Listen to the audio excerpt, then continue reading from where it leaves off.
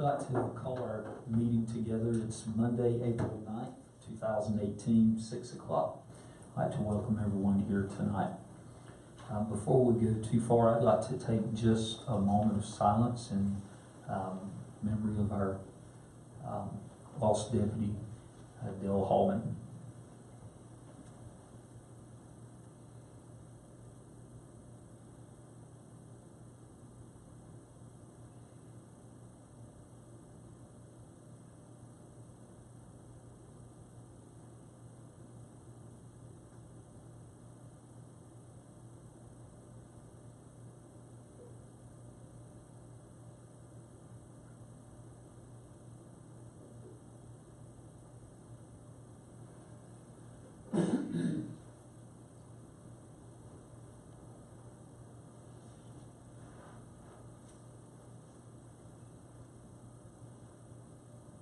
At this time, if you will, I'll ask Mr. Daniels if he would lead us in the invocation, please.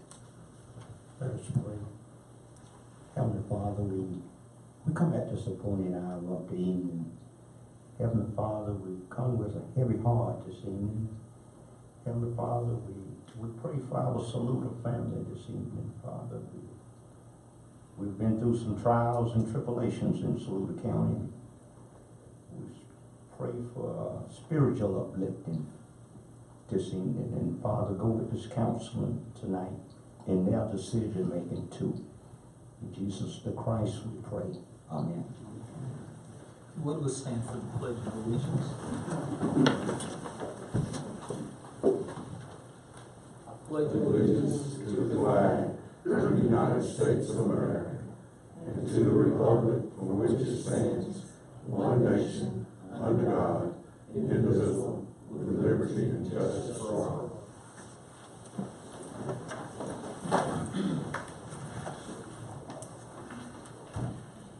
I'd like to entertain a motion for the approval of the minutes for March 6th and 12th of 2018. Do I have a motion?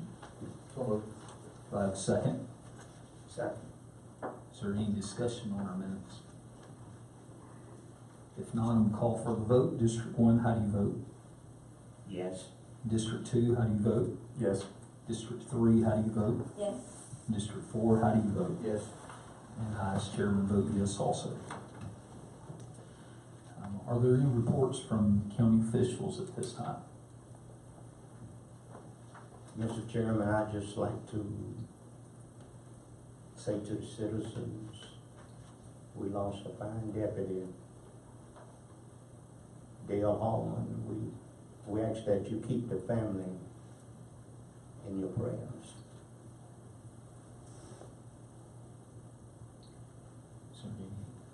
I just want to express my condolences and sympathies to the family of Dale Hallman, as well as the entire Sheriff's Department. Just keeping the family and the Sheriff's Department in our prayers, and that includes dispatch and anyone who is associated with the Sheriff's Department. I have something here at my desk. And I always keep it right here, but it goes something like this: peace. It does not mean to be in a place where there is no trouble. It means to be in the midst of those things and still be calm in your heart. And peace is what I pray for our entire county and the family. We're blessed to have the first responders. We have our law enforcement, the level of training they have, and the response and their care for the county. So it hurts when we lose one. And I'd also like to say thanks to the community for the support that has been shown over this past few days. The outpouring of love to Brandy and the boys and Mr. and Ms. Hallman. It has really, even in a sad time, it's been uplifting to see our small community to come together. All right. Old business. I'd like to entertain a motion for second reading on ordinance number 01-18. It's an ordinance to repeal chapter 12, floods, article 2, flood damage prevention, sections 12-31 through sections 12-152 of the Code of Ordinance for Saluda County, South Carolina. Do I have a motion? So moved. Do I have a second? Second. Any discussion? If not, we'll call for the vote. District 1, how do you vote? Yes. District 2, how do you vote? Yes. District 3, how do you vote? Yes. And District 4, how do you vote? Yes. I, as chairman, vote yes. Number 2 is the second reading of ordinance number 02-18. It's an ordinance to adopt adopting flood damage prevention to be codified in Chapter 12, Floods, Articles 2, Flood Damage Prevention of the Code of Ordinances for Saluda County, South Carolina. Do I have a motion? So moved. Do I have a second? Second. Is there any discussion? If not, we'll call for the vote. District 1, how do you vote? Yes. District 2, how do you vote? Yes. District 3, how do you vote? Yes. District 4, how do you vote? Yes. And I, as chairman, vote yes. All right. Number 3 here is consideration of renovation of the Sheriff's Office Mobile Unit, formerly Highway Patrol Building. And at this time, I'd like to recognize Public Building Supervisor Kent Long, please.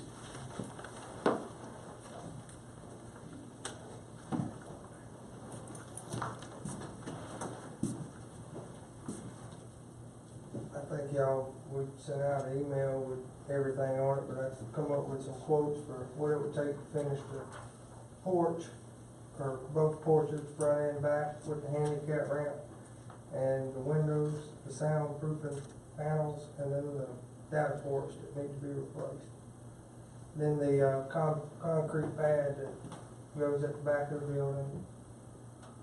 What it originally talked about was doing just a 8x14, but with the concrete truck, you get a minimum order of 5 yards. So what we had figured was only for 1.5 yards, but you're still gonna pay for 5 yards. So I measured it all the way out to go to the back of the existing pad, and the difference comes just a couple $100 difference in doing the whole thing versus doing, just what 5 yards to do.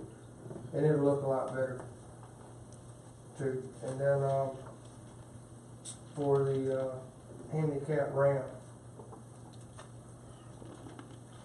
it needs a pull rail.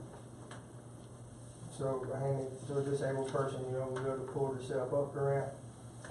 Got quotes from Price's Metal Shop, and then Clint Durst and Jason Long. They gave me a quote after Price's Metal Shop, and it comes up to be a couple $100 cheaper too. So if y'all good with that, I'm good with it. Total price with using Price's Metal Shop, it'll be $5,655. With using Clint Durst, it'll be $5,455. And that's leaving $200 to float with for anything that's unseen with the porches. I have everything figured close. Once we take all the decking off, we see, there may be some damage that would end up finding.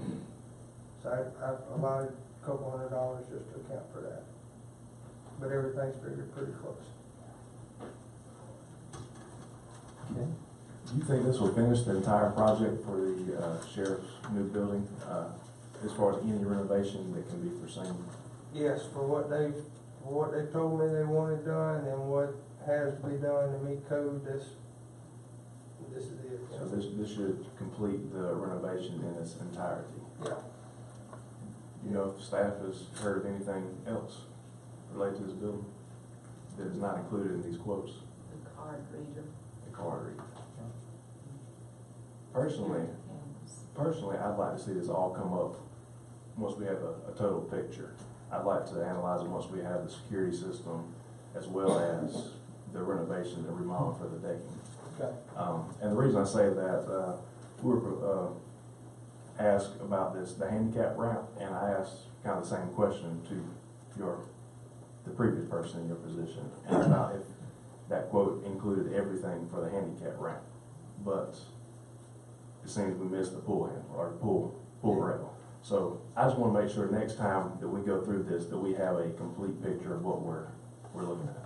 And that I give you, that's redoing the existing porches. See, I don't know if that was supposed to be included the first time, but Okay. the existing porches that's there, there's not very much to them. Okay. You know, they gotta be dealt with. I don't think they were, included Yeah, last time. everything I seen was that they wasn't. Okay. Now, And I definitely appreciate your thorough inspection and letting us know what we need to do. yeah, but, and the pull handles, I think that's something that came up just a couple of weeks ago. They walked down there and said, you know what, there ain't no pull handles on it. So, I don't think I'm not sure if that's a code as much as it is a convenience for somebody that's handicapped, you know. Talking with Hardy, Horn, it is a requirement, I think, for the public building for them to build. Well, I mean, it should have something, Yeah. for somebody. It's not very friendly to. The reason I know this is because I thought, well, we could just put a 2x2 up to there for handrail, but no, you can't just do that.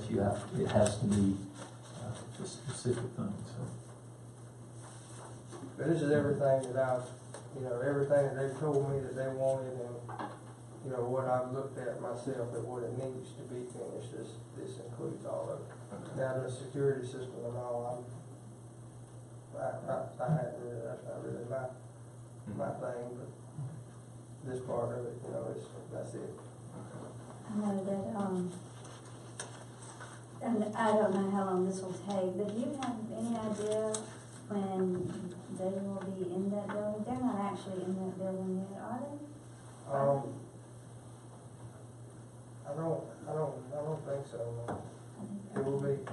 This will be, you know, just me and Alvin, I mean, This is you and Al? yeah, we're catching up with everything and keeping up with what we have, you know, it'll take, you know, a month Thanks for or what two. you've done. I know you've had to pick up sort of in the middle of this project, and Yes, ma'am. appreciate what you have done to, tie up the loose ends, so. Yes, ma'am, well, thank you.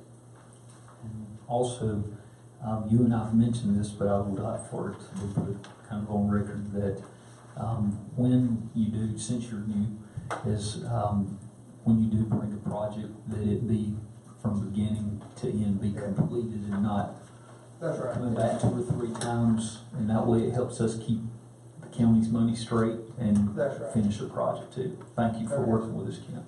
Thank you, sir. Okay.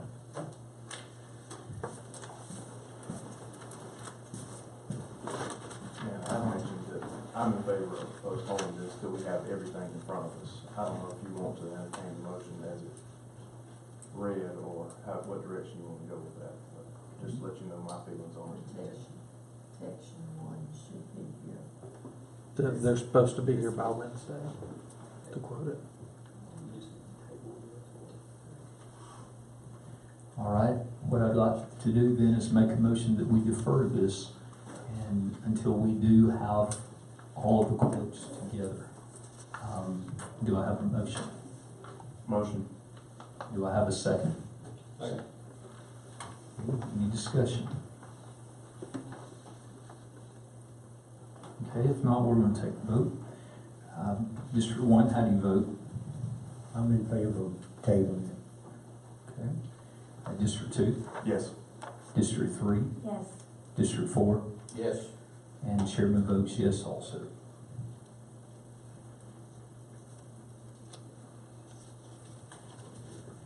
All right, this time our new business, I'd like to recognize Kathy Holzer to present the school budget at this time.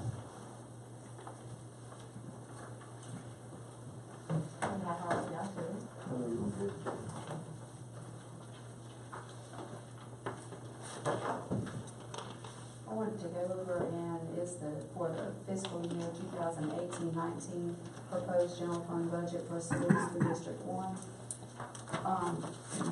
Right now, what we're proposing, we're only having a CPI for the 2017-18 county appropriation amount, and inside this will include the growth rate for the county, but only the CPI of the growth rate. This, for the full amount that we are asking for from the county would be $6,990,127. That would be minus the credits that's reflected on the tax receipt from the fee and the lieu, the property tax relief, the homestead exemption, the tier 3 property tax, the merchant inventory, the manufacturer depreciation, and the motor carrier for an amount of $4,465,427. That would be the ad valorem taxes from the county fund. And if you like, I mean, I could go down and break those areas down for you if that would help. I see y'all have it in front of y'all. And most of those are set basically by the state, doing through your tier 1, tier 2, and tier 3. So it's not a lot of, what we do or what y'all kind of do. So the tier 3 would be the only thing that would be a little bit different. It's based on the state tax. While it's based on that 1 cent tax, it's based back on the base of what the county taxes were for the homestead at that time. So it reflects on that same base and then those growth rates. Again, it's something that's at the state level that's basically determined. They send us a letter and they show us what their determination of that would be. But I can break it down for y'all more if y'all would like that. But the biggest thing is the ad valorem, where the mill would be set on that ad valorem that I was talking about. That's at that $4,465,427. And again, even at that amount as of today, and in these records, it does not include but the CPI. It does not include a growth rate for the county, because at the time when we had to prepare this, they didn't have that in place yet.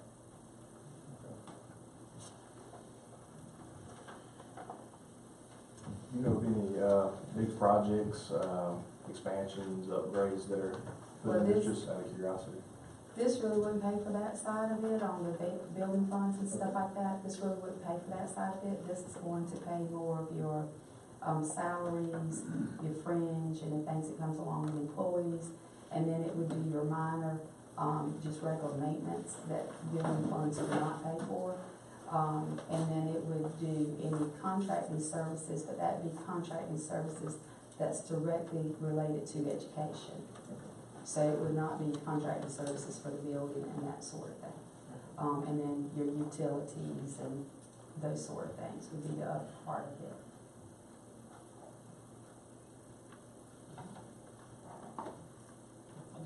All right. Thank you very much. So at this time, I'd like to entertain a motion for the first reading on ordinance number 03-18, an ordinance to provide appropriation for the fiscal year beginning July 1, 2018 for educational and school purposes in Saluda District 1 of Saluda County, South Carolina, to provide for levy of tax and the taxable property in School District 1, to provide the expenditure of said taxes and other revenues coming into the school district during the fiscal year, to establish a reserve account and provide that all funds in excess of the county appropriation will be paid into the reserve account. Do I have a motion? So moved. Do I have a second? Second. Are there any discussions on this? Any further questions?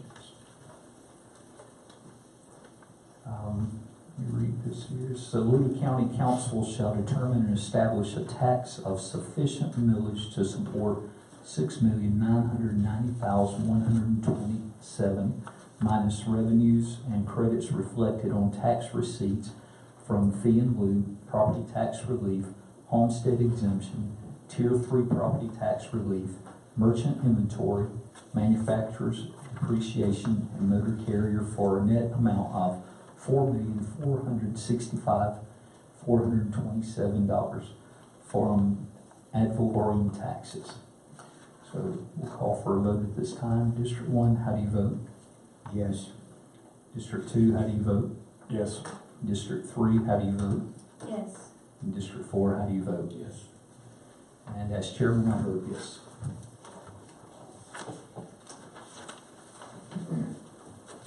This time I'd like to entertain a motion for reading on ordinance number 04-18, an ordinance to establish operating and capital budgets for the operation of the county government of Saluda County for the fiscal year commencing July 1, 2018, to provide for the levy of tax on all taxable property in Saluda County for all county purposes for the fiscal year commencing July 1 of 2018, to provide for the expenditure of tax revenues and other county funds, to provide for other county purposes, to provide for appropriations for the fiscal year commencing July 1, 2018, and to provide for the certain fiscal and other matters related to county government.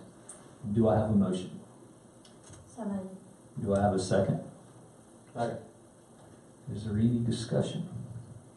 I'd just like to wish ourselves good luck as we get our budget. And I second that.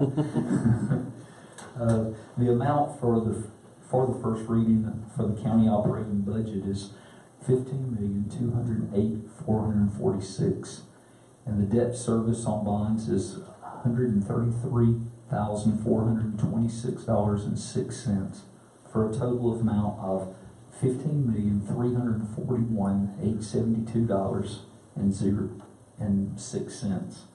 The difference is proposed expenditure and revenues is $3,743,355. Piedmont Technical College is requesting $248,853 for fiscal year 2018-2019 appropriation. They are funded through millage and are not included in these above figures.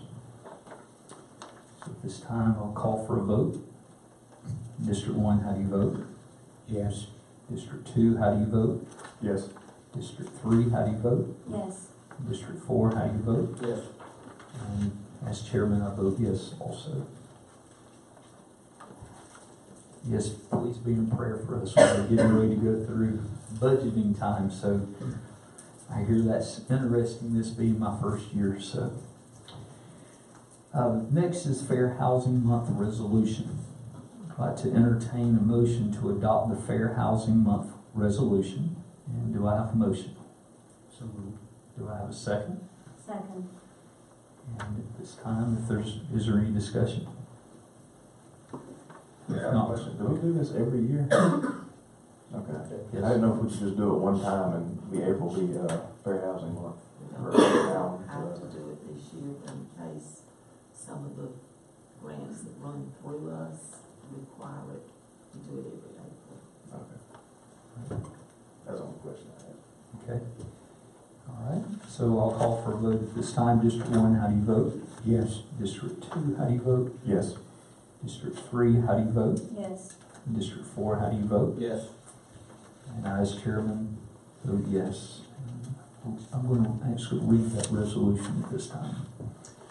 Whereas the County of Saluda desires all citizens to be afforded the opportunity to attain a decent, safe, and sound living environment.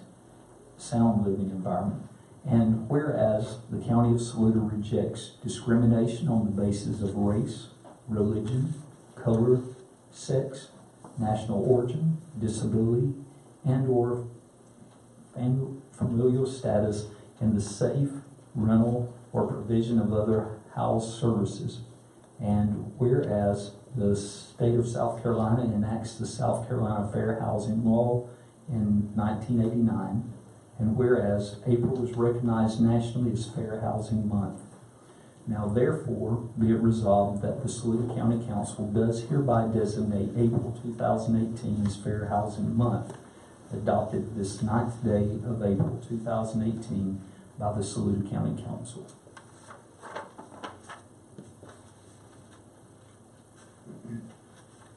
All right, at this time I'd like to consider a memorandum of understanding between the U.S. Marine Corps Force Special Operations Command and the County Council of Saluda, South Carolina.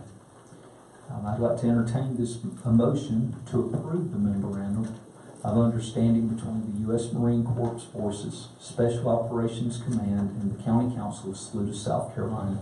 Do I have a motion? So moved. Do I have a second? Second.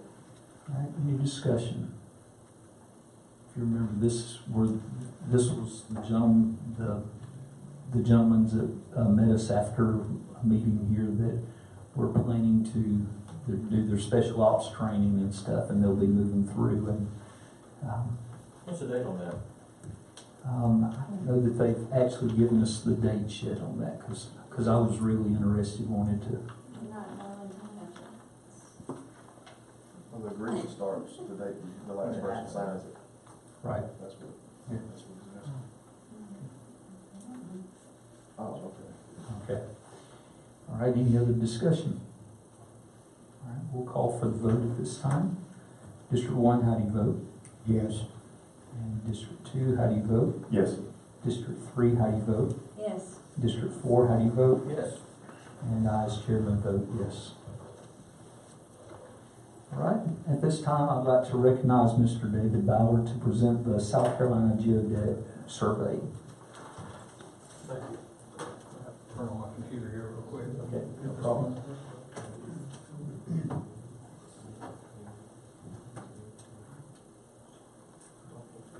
Space here.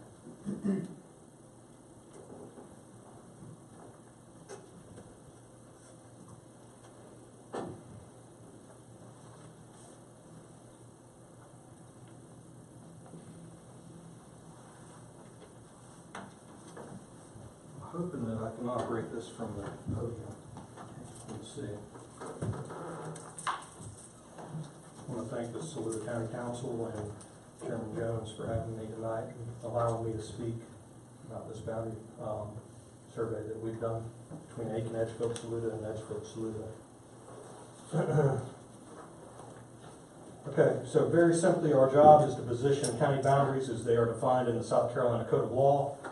Currently, the Code of Law for this section is defined as from Aiken County's section on the northwest by Edgefield and Saluda counties, from which it is divided by a straight line commencing at the mouth of Fox's Creek, where it empties into the Savannah River, and running thence to where the south branch of Chickapin Falls Creek, a tributary of the North Edisto River, intersects the Saluda and Lexington line. Edgefield County has it simply on the southeast by Aiken County. Saluda County has it the corner of Lexington and Aiken counties, thence the old Edgefield and Aiken line to a point 3 miles north of where the public road crosses said line near Liver's Old Mill. Okay. In the 60s, Edgefield County discovered that the county line between them and Aiken was incorrect. Edgefield filed for a declaratory judgment, and it was ordered that a survey be performed, platted, and filed with the counties. The description in the order matches that in the South Carolina Code of Law for Aiken's description. The line to be surveyed and platted, a straight line commencing at the mouth of Fox's Creek, where it empties into the Savannah River and run thence to the south branch of Chickapin Falls Creek, a tributary of the North Edisto River, where it intersects the Saluda and Lexington line. That survey was filed in Aiken County at Plat Book 3, page 99, in Saluda County in Plat Book 9 at 165A, and in Edgefield County attached to the previously shown judgment roll. In the title block, there are 2 places that indicate concrete markers were placed. There are no symbols on the map showing where these monuments were placed. The best indication we had from these notes was that some were placed at state and county roads and at convenient intervals. We don't know what a convenient interval is. But so back in 2008, Geodetic Survey and Trip Land Surveying set out to find these monuments and reestablish the same county line. And find monuments is what they did. They found around 50 of them along roadways. And it's my understanding that they also sent out letters to property owners inquiring of them as to whether they knew of other monuments and were able to identify a few more. Okay. The letter we sent in March notifying residents of these meetings that we're having for this boundary also requested that if they knew of any additional monuments, would they let us know? And we were able to find 2 more. We positioned these monuments with GPS, and the offsets to these monuments from the current line was about 5 to 6 inches, so half a foot. And the one on the left The closest monument to that was about 1,000 feet, and the one on the right, the next closest monument to that was about a mile away. So half a foot is pretty good.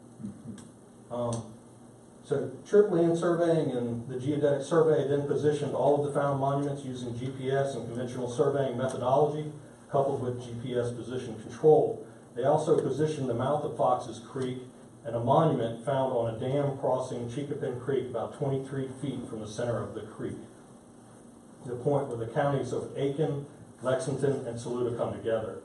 I believe these coordinates were given to the 4 counties. Meetings were had, and based on comparisons I've made of the reestablished line and the current GIS parcels, the reestablished line was instituted. I came to work for Geodetic in 2013, a few years after the work had been performed, and I've been asked several times since my employment about this county line because there was never a map done. There was probably a letter issued that said these are the coordinates of these monuments, and that's what was put in the GIS. So we felt it was best to go ahead and revisit this line and produce a plat of survey that we can file with the counties, and that way anybody has a question, they can be directed to that plat. The hitch is that I can't sign a survey of work that wasn't done under my supervision. So this past year we went back and we revisited these monuments and repositioned them. Okay, and we came up with, it's not moving forward now. Here we go. Sorry about that. So we came back and we revisited it, and 2 of the monuments that were previously located were destroyed, lost, or missing, and we replaced those with a 1-inch diameter, 3-foot-long piece of rebar capped with a 3¼ inch aluminum cap, and it's stamped with the county insignia on both of them, the county initials. So out of the repositioned monuments, the biggest difference we found was, once again, within about half a foot of what was previously positioned. Everything else was within about 0.2 of a foot, really, really close. And this enabled us to produce a plat of survey, which will be used to satisfy a portion of the requirement in the South Carolina Code of Law for us to do these boundaries. The only disagreement that we had with the previous determination of the geodetic survey was where the mouth of Fox's Creek was. Okay, and what signaled me to look at this was that from monument to monument, the line had been pretty straight. The deflection angle wasn't that great, but the deflection angle for the line running to the mouth of Fox's Creek was off by quite a bit. Rather than having a northward turn, it had a southern turn. Okay, that red line is the previous determination. The blue line is the current determination. So after doing a little bit of research, it became obvious that what had happened was that I-20 had been built back in the 60s and had influenced and changed the mouth of Fox's Creek. Okay, portion of the river was filled for the construction of Highway 20. Right, so in boundary law, when we're looking at rivers and waterways, any man-made influence doesn't change a boundary. It's natural over time that changes boundaries. Boundaries move with the waterway as it changes naturally, but not by man-made influence. Okay, so you can see the old bank line still by the trees. So we went in and we located the banks and we determined the mouth of Fox's Creek to be at that position, and it agrees with the assessor lines to within about 30 feet. The difference between the previous geodetic line and the current geodetic line is about 143 feet. Okay, so we sort of marked in the middle of the Savannah River. That's a reference mark for the line because we really didn't have a position to put it in the mouth of Fox's Creek, so that just gives us a point. If surveyors in the future come out, they can go out and position that same mark and make sure they're very accurate on their boundaries. All right. So just as a point of interest, and to corroborate the position of the line at Chinkapin Creek, we went back and looked at the history of the act. The intersection at Chinkapin is where the old Edgefield-Lexington line from Silver Bluff on the Savannah River to the mouth of Rocky Creek on the Saluda River intersects Chinkapin. So you can see why it's called Silver Bluff. I mean, it stands out, it's sort of silver looking on that bluff there. And using aerial imagery, we approximated the center of Silver Bluff and the mouth of Rocky Creek and struck a line between the 2 points. The magenta line is from the center of Silver Bluff to the mouth of Rocky Creek, and the green lines are from the north and south edges of Silver Bluff to the mouth of Rocky Creek. The yellow pen was plotted using the geographic coordinates determined by a geodetic survey at the center line of Chinkapin Creek. So those guys in '66 that did that survey did a really bang-up job. We're within about 10 feet of that line. So really, really good. And you're talking about, I think it's close to 30-something miles. So real good work. Okay. So that's essentially what we've done to be able to produce the plat of survey for the county lines. It helped that it was monumented in '66 and surveyed in 2008, so we don't really see a lot of impacts on this boundary. So I'm going to go through the history of background of geodetic and why we're involved with county lines, and then we'll get into the Edgefield Saluda line. So you get asked, why South Carolina Geodetic Survey? Well, after working with counties on some of their mapping projects, GIS and aerial mapping, Greenville and Spartanburg counties asked the Geodetic Survey to help them work out the location of their statutory boundary. The issue was resolved in the early '90s, and the General Assembly decided to enact legislation assigning the Geodetic Survey as a mediator to resolve disputes between counties. The following 20 years has seen the Geodetic Survey work on quite a few county boundaries, with some, but not all counties, adjusting their boundaries to the statutory description. Therefore, Act 262 of 2014 was passed, and you can see SCGS is to assist counties in defining and monumenting the location of county boundaries and positioning monuments using geodetic surveys. Geodetic surveys, this is important because this type of survey ties the survey to a common geographic coordinate system which can be perpetuated through time. So when the monuments are lost, we still have the coordinates of those monuments, and it's not, you know, going out and saying it's this bearing and this distance and, you know, trying to recreate it. They can very accurately get back to these coordinates with GPS now. SCGS will clarify the boundaries as per their statutory description. I need to emphasize that we're not here to change county boundaries from their statutory description. We're here to reestablish them as they are in code of law. SCGS will analyze archival and other evidence and perform field surveys to position geographically all county boundaries in accordance with statutory description. Here it is again, we are survey those boundaries according to the statutory descriptions, and we are position findings on geographic coordinate system. So we don't just generally go out and start surveying county lines. Most times we've been called by the counties to help them determine their statutory lines. Something precipitates our involvement. We develop some guidelines or policies to help us navigate these surveys. Some of these are based on Act 262 and some were developed in-house. So if we're going out, usually we're notified by the county there's an issue. They want us to come in. But if we find that there's an issue in the boundary, we notify the county administrators in advance of our work. We conduct historical research for documentary evidence. We perform field work to locate monuments and corroborating evidence and position those on state plane coordinates. We share our preliminary findings with county officials for impact analysis and to plan public meetings. We're having a public meeting right now for this. We're actually doing it at 3 county council meetings, so we're covered. But that helps us to not have to coordinate 3 county councils to be in the same place at the same time, because we all know we have busy schedules and do a lot of work outside here. So we receive input and feedback from local officials and the public. We review and update findings as appropriate and work to build cooperation with affected parties. Other reason we have this public meeting is because we may have a property owner who has something in a drawer that we've never seen. Somebody may have information that we're not aware of that's not of record. So this helps us to get that information. Public meeting notification. I think we sent out close to 600 letters to property owners about this boundary, and I believe we might have 1 property owner in here tonight from the boundary. So sometimes we have a lot, sometimes we don't have so many. So geographic coordinates. This is an example of about 50 positions taken with GPS at different times.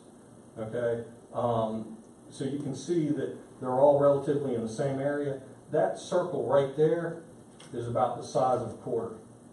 So with survey grade GPS and using it properly, we can get very, very accurate results, very precise results. And that's why we're using geographic coordinates. So like I said, if the monument's lost, the coordinate is not. Okay. So upon reestablishing the county boundary, we certify our work. So after the public meetings are done, we'll certify the plat, and within 30 days of us certifying that plat, we have to notify everybody again that the plat's been certified.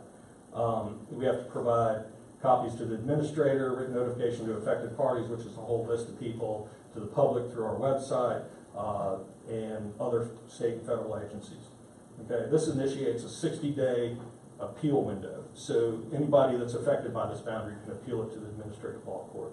And we'll get to that in a minute. Certified surveys, once they're done, if that appeal window closes and there's no appeal, we submit those to the Secretary of State's office, Register of Deeds offices for the counties, and the South Carolina Department of Archives under a cover letter by the Chief of the Geodetic Survey. Okay, the date of that cover letter is when the date of these surveys become effective. Okay. Eventually, we'd like to introduce legislation to update the code of law to reflect the clarified boundary of state claim coordinates or geographic coordinates. Okay, so affected parties disagreeing with us, the decision may be appealed if the administrative law court renders a decision, that may be appealed to a higher court. Those are the affected parties. Governing body of affected county, governing body of political subdivision, elected official, of a statewide property owner, or individual residing in the certification zone, business entity located in the certification zone, a non-resident individual who owns or leases real property situated. So it's a whole bunch of people we need to figure out. When we try to get the property owners to help us out, if they're leasing the property, they're the ones that know. Okay. So significant impacts. We reviewed over 550 properties along the almost 35 miles of line, and we determined 0 significant impacts. The GIS and assessor's offices that follow on those monuments pretty much follow on. Okay. So I'll go through this one. This will take about 5 minutes, 10 minutes. So we also had some questions about the Edgefield Saluda County line, and just a portion of it. Okay. Keisha and Christy both called me last year and asked me about it, so we rolled it into this project since we were already going to be doing presentations. We figured we'd get it done. So once again, we start with code of law. Edgefield County on the north and northeast by Greenwood and Saluda counties. Once again, real simple. Not a lot of information there though. Saluda County, the old Edgefield-Macon line to a point 3 miles north of where the public road crosses said line near Liburn's Old Mill. Then it's a straight line to 10-mile post on public highway leading from Edgefield to Columbia near the present or former resident of JWL Bartley. Then it's a straight line to the junction of the public road leading from Pleasant Cross to the Long Cane Road near the present or former residence of William Lott. So we looked for the original map of Saluda and we found it. That's it. It's not in that great shape. It's at the South Carolina Department of Archives and History. However, it's not very pretty. And unfortunately, the section we're working on is missing. It's down here in the bottom. Okay, but so reviewing the Edgefield County map of 1871 by Isaac Bowles gave us an approximation of where Liburn's Old Mill should have been. We then did research to determine if Liburn's had owned the property at the county line between Aiken and Edgefield, researching the property and positioning an abandoned road that appears to run to the dam and ponds where the mill would have been. A point was calculated at the road and county line crossing, and then a radius of 3 miles was struck. The intersection of the radius and the line running towards Chinkapin Creek came within about 12.5 feet of the point on the 1966 survey and point previously calculated by Geodetic Survey. That point is being held as the common corner of Aiken, Edgefield, and Saluda counties. It is in the center of Highway 392.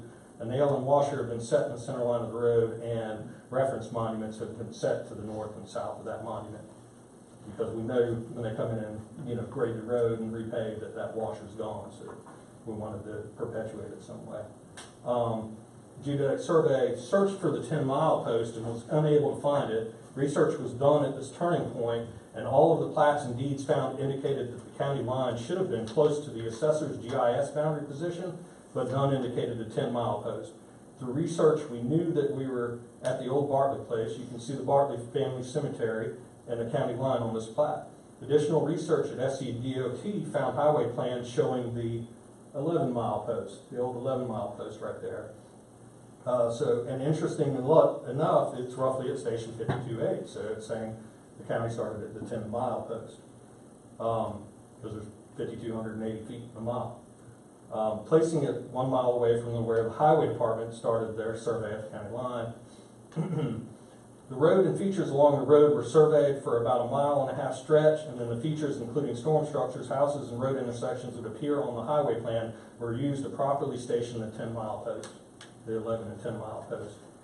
The geodetic survey positioning of the 10-mile post is within about 50 feet of the assessor's line and coincides nearly perfectly with DOT road maintenance or the change of asphalt. This is where the districts traditionally stop paving or where they deem the county line to be.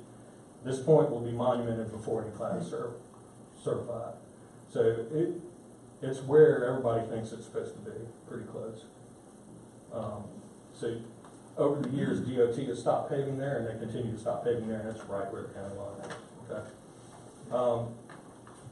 So the junction of the public road leading from Pleasant Cross with the Long Cane Road near the present or former residence of William Lott. We knew approximately where this point should have been, but it took some digging to figure out what the roads looked like in 1896. Research was performed on all the surrounding parcels. Field work was done to locate the roads as they exist today and some of the parcels in the area. And some of the old road beds that we were able to find going through the woods and through people's yards there that no longer exist. We once again turned to the highway plans, and what we discovered on the Highway 121 plans for Saluda County was that the road had been moved quite a bit. It used to be an offset intersection, and they moved it so that all the roads coincided at one intersection rather than having two within 100 feet of each other. Okay? And you can see off to the left, that's where the old Pleasant Cross Road was. It's going by a little house. It's right above the C on Edgefield County. That's the old road position. Okay, so we plan on placing a monument there before any plat is certified. And those are the 2 points called for in that section of the code. So for that 9.5 mile section of reestablished boundary, there are some overlaps and gaps, and I think that's why we were called in, is because they weren't sure where the county line was. There's some gaps in that are 250 to 300 foot wide, where there's no assessment right now. Okay, but when we went through here, we found initially on our first search no impacts, but reviewing it again, we found the potential for one impact, and we've talked to the woman who owns the property, and what it is there's an acre parcel that is in Edgefield County, but Saluda County is taxing it, and it's a vacant parcel, and she owns all the property around it. She owns another 30 or 40 acres around it, and I believe she's going to consolidate that 1 acre into 30, 40 acres, so when she does that, there will be no impacts on that line. All right? Anybody have any questions for me? Along King Road, you know, the line separates the 2 counties. Yes, sir. We stopped it at the point where it started to follow Long Cane Road. Old Chapel Ferry up there. Is that the line up there, Old Chapel Ferry? We haven't gone that far. Okay. We haven't gone that far, sir. We figured, you know, the old road bed was a good stopping point for us. There's no reason for us to continue. But you know that the current road and the old road are in different locations and spots. And I think your county line is following that. I have one question. Yes, ma'am. Just in general, when riverbeds change naturally, did you say that the boundary will move with the riverbed? Yes, The ma'am. boundary does not? Yes, ma'am. That's It's not- generally the case unless your deed was written that it was a certain meets and bounds down that riverbed, not just the riverbed. You said we didn't have really many significant impacts. Do you think we'll need to adjust our GIS data at all to make it more reflective? For the Aiken Edgefield Saluda line, running from Fox's Creek to Chinquapin, I don't know that there'll be much adjustment at all. Like I said, you guys are within half a foot of that entire line. For the Edgefield Saluda, there will be some adjustment because you do have some gaps and overlaps. There's some gaps that are 250 to 300 foot wide that you're going to need to close that gap.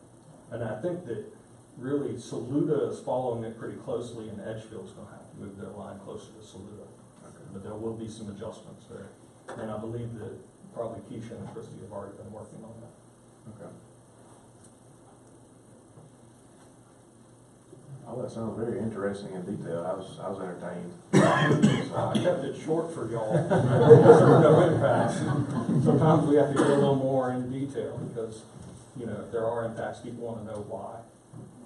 But Any other questions for Mr. Ballard? Thank you. thank you. And we've received that as information tonight. Thank you very much.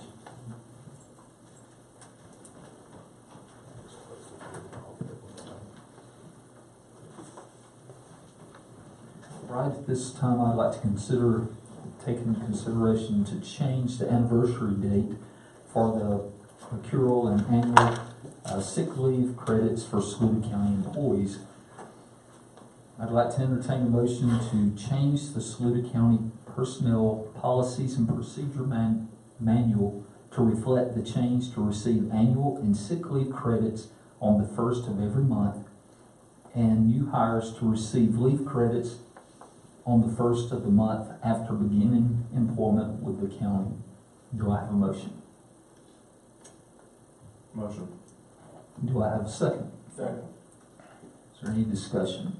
I do have a question. I think the overall gist of this is very good. I do have a question about, say, if you were hired on the first of the month, does that mean you have to wait until the following first of the month, and so essentially lose out on 8 hours of annual leave if you're a new employee?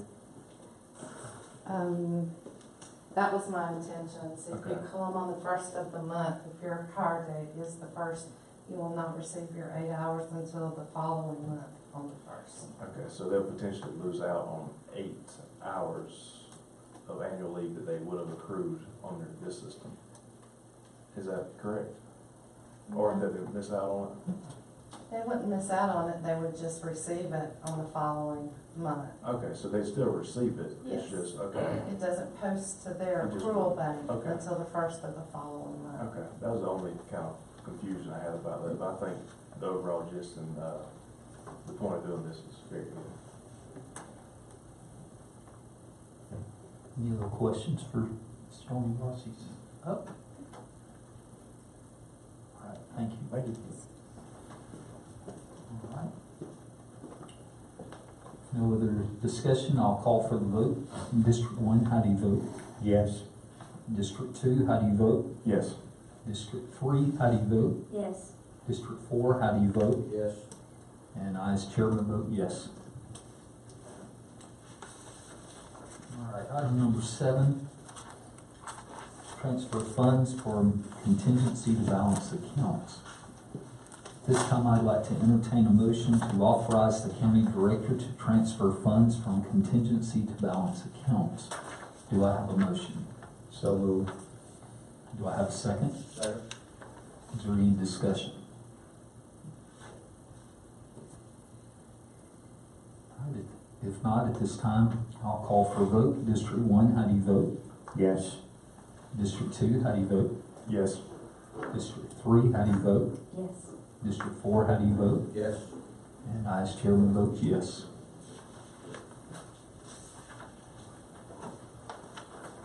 At this time, I'd like to recognize Councilman Butler for his Westview Behavioral Health System Board appointment.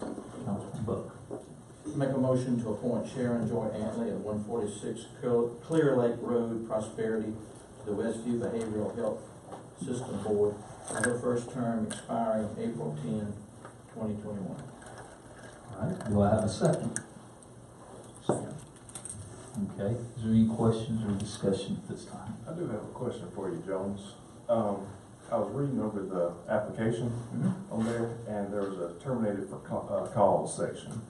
She responded yes, and the reason was not doing her job. So I trust your judgment when we say that to start with, but I just want to make sure you are confident that if she is appointed this position, she will do her job as it relates to the behavioral health system.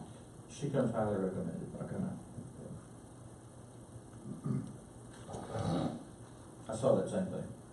I had to ask about it. And I believe she actually met with the board too, didn't she, to In fact, I'm sure she met with the board to discuss a lot of those things, so. Right, at this time, we'll call for a vote. District 1, how do you vote? Yes. District 2, how do you vote? Yes. District 3, how do you vote? Yes. District 4, how do you vote? Yes. And I, as chairman, vote yes also. This time, I'd like to entertain a motion to adjourn, so move. Could I get a second? Say, Any discussion? If not, we'll call for a vote. District 1, how do you vote? Yes. District 2, how do you vote? yes. District 3, how do you vote? Yes. Started smoking there for a minute. District 4, how do you vote? Yes. And I, as chairman, vote yes also. We are adjourned.